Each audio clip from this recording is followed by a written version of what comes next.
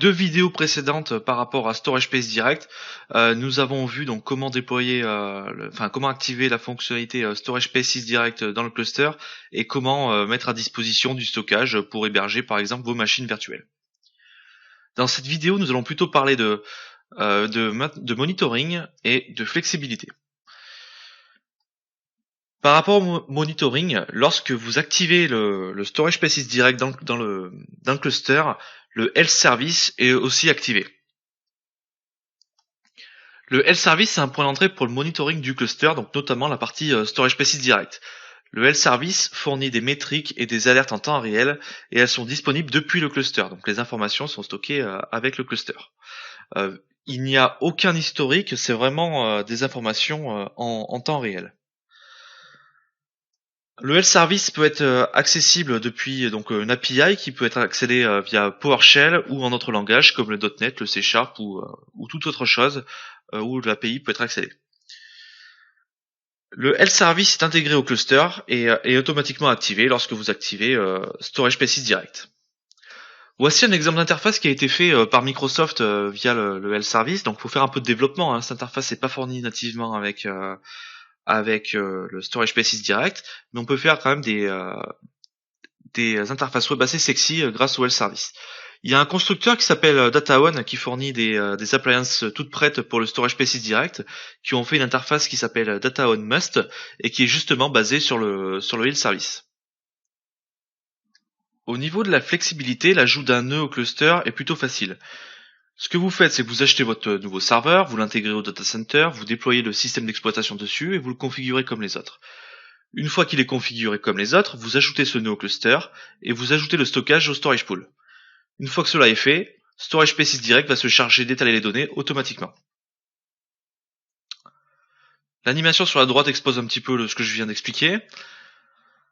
Au niveau de l'efficacité, ce processus prend environ entre 15 et 30 minutes pour être fini. Ça va consommer entre 10% et 15% des I/O pour justement étaler les données. Ceux-ci, ce sont des chiffres on va dire en général. Évidemment, si vous avez 150 pétas de données à resynchroniser, ça ne prendra pas 15 à 30 minutes. Nous allons maintenant passer à une petite démo au niveau du monitoring sur le cluster sur lequel on a activé le Storage Spaces Direct. Pour cette démonstration, nous allons réutiliser le cluster RCU01 où on avait créé donc 3 clusters shared volume.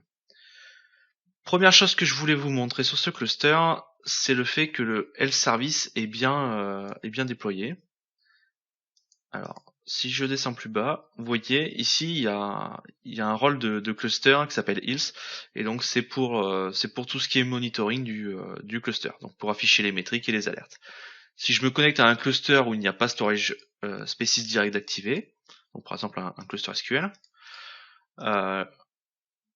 on n'aura pas donc le Health Service activé. Donc là, sur cet autre cluster, vous voyez, pas de Health Service. Donc je vais me déconnecter, si je le peux, de ce cluster.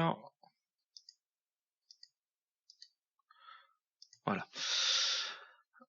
Du coup, donc le Health Service va nous fournir les métriques et les alertes. Donc pour avoir ces informations, il faut ouvrir PowerShell. Et on va s'en servir de la commande, tout d'abord, qui s'appelle get storage subsystem pour les informations du stockage. Donc là, on va en avoir plusieurs. On va voir celui du cluster et celui de Windows Server. Donc je vais choisir le cluster, donc je fais un étoile cluster pour filtrer. Donc j'ai les informations du système de stockage de cluster RCU01. Pour afficher les métriques, il suffit de faire un get storage health report. Donc là, on a les informations liées au cluster.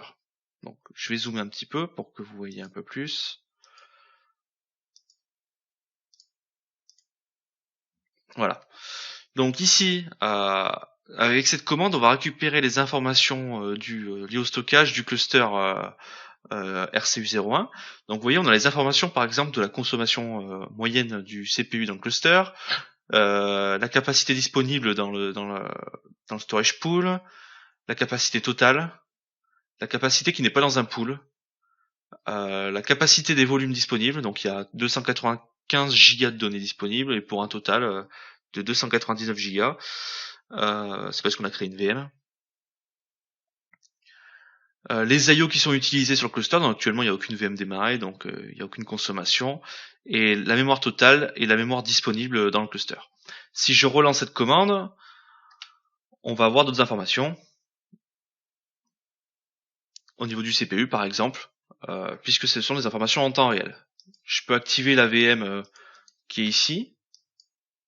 Ça va pas faire d'IO puisqu'il n'y a pas de disque virtuel. Ou un petit peu, mais très peu.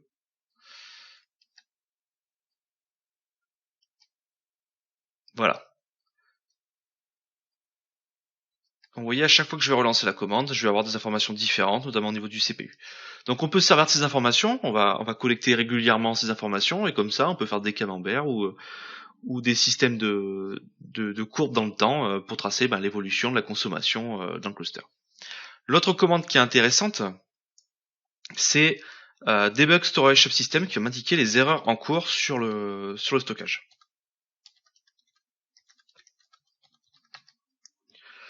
Donc là actuellement il me dit qu'il y a une sévérité mineure, que j'ai pas suivi les bonnes pratiques parce qu'il faudrait que je laisse à peu près la capacité de 2 disques en espace libre pour laisser de la place pour de la reconstruction en cas de panne. Si je déconnecte une carte réseau, il est possible que ça m'affiche aussi l'erreur ici. Par exemple, si je vais couper les cartes réseau cluster de cette machine. Donc j'active ça et ça. Il va m'afficher des erreurs comme quoi, au bout d'un moment, comme quoi les cartes réseau sont déconnectées. Donc c'est pas complètement immédiat pour le debug storage subsystem, ça peut prendre un peu de temps. Ce que j'ai vu, c'est que ça prend entre 1 et 2 minutes pour afficher vraiment l'information. Au niveau du cluster, on va voir qu'il manque les cartes réseau de RCU N1 qui ne sont plus dans le réseau cluster. Donc on va essayer de les récupérer. En parallèle, ce que je vais faire, c'est que je vais arrêter un nœud. Donc lui, je vais l'éteindre. Mais je vais l'éteindre comme si j'arrachais la prise. Donc je vais me connecter à mon cluster Hyper-V. Et je vais faire un power off sur cette VM.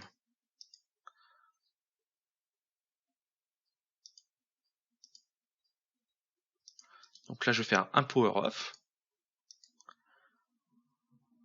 Voilà. Et donc le nœud du cluster va tomber. Il devrait passer en isolé, non, en down direct. Voilà.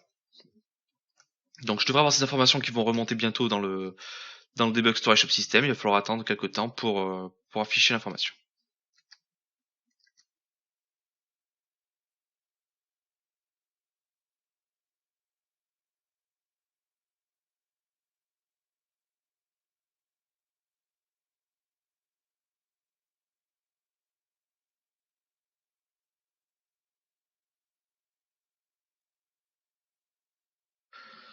Voilà, donc ici on voit par exemple que il y a une erreur critique sur le cluster, que le nœud RCU N3 n'est pas joignable, que il faudrait le démarrer ou le remplacer, et donc il me donne l'emplacement du serveur, quel type de serveur et sa description.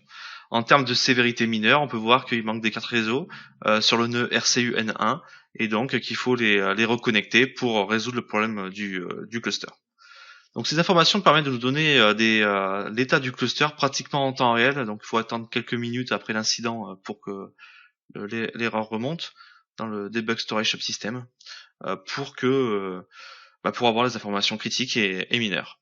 En parallèle, ce qu'on peut voir, c'est que normalement les volumes sont passés en état dégradé normalement, les disques virtuels.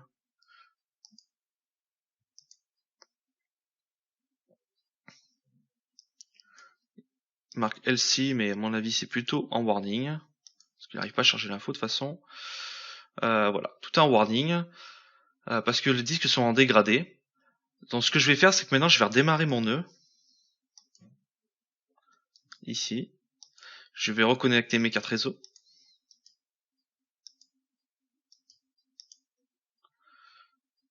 Voilà, on va attendre que le nœud soit en ligne dans le cluster.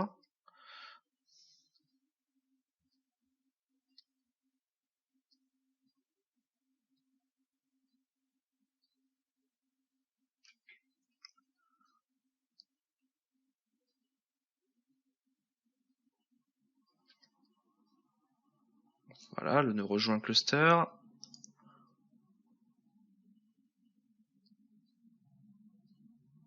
Voilà, il est up. Maintenant, ce qui va se passer, c'est que mes disques ils vont passer en mode reconstruction. Donc là, ils sont en dégradé, mais automatiquement, ils vont se reconstruire. Donc, on peut avoir l'état des jobs de reconstruction si, par exemple, je fais un get storage subsystem et derrière, je tape un get storage job. Donc là, il y a un disque qui est en cours de reconstruction, qui est reconstruit à 59%. Donc là, c'est fini. Ça va très vite parce qu'il n'y a aucune donnée sur les volumes, en fait. Mais il devrait passer en état après normal une fois la reconstruction terminée.